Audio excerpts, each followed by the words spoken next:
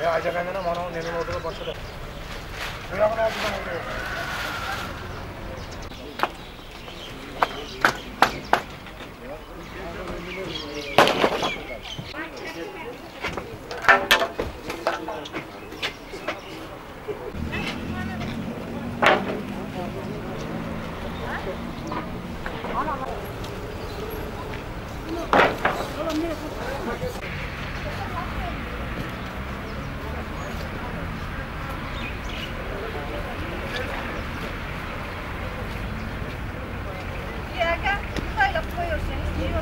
Yok burada.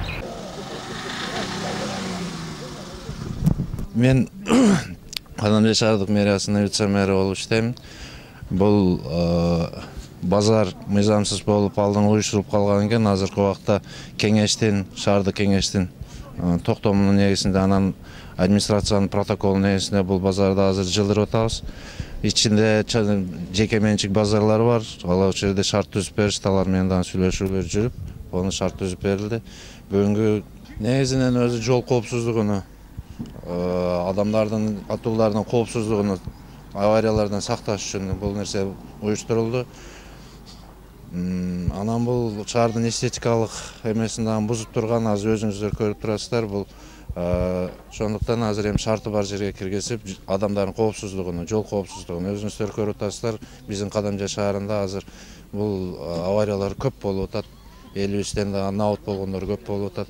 Ошондуктан ушул иш-чараны бүгүнкү күнгө коюп баштаганбыз. Кадамжай шаардык кеңешинин төрагасымын. Бул болуп аткан иш-чаралар Кадамжай шаардык кеңешинин депутаттарынын демилгеси менен, алардын түздөн түз катышуусу менен, ошондой эле Кадамжай райондук мамлекеттик администрациясынын токтомунун чечими негизинде болуп жатат.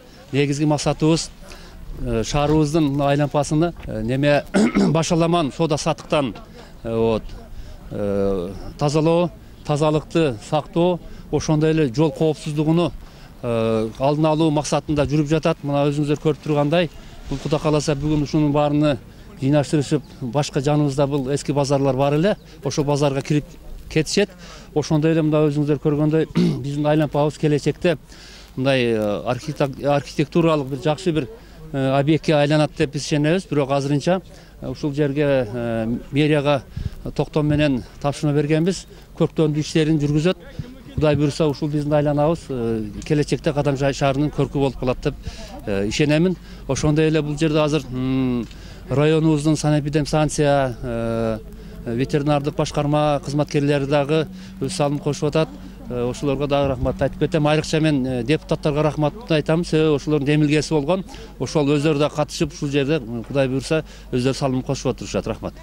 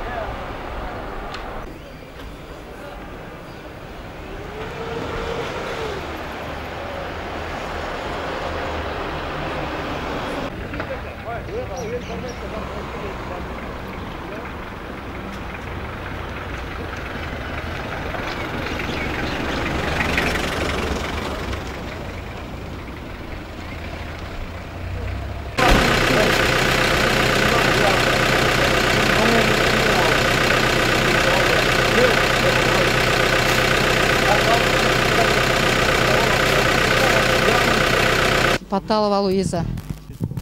Биздин дыйкан базары мына айланма жолдо тургандыктан жол коопсуздугун сакташ үчүн мэриянын, депутаттардын айтымы боюнча, кайрылуусу боюнча биз мына кийим-кече базарына дыйкан базарын киргиздик. Эми эл өздөрүгө карап шарт түзүп алып, ушу жерге дыйкан базарын көчүрүп чыкты. Ошо жолдо коркуп отуруп жүрдүк. Анда машиналар келеби, немелер келеби деп. Ушуга эми дыйкан базарга адамдар жакшы болушуп, үргөнүшүп чыгышсындар.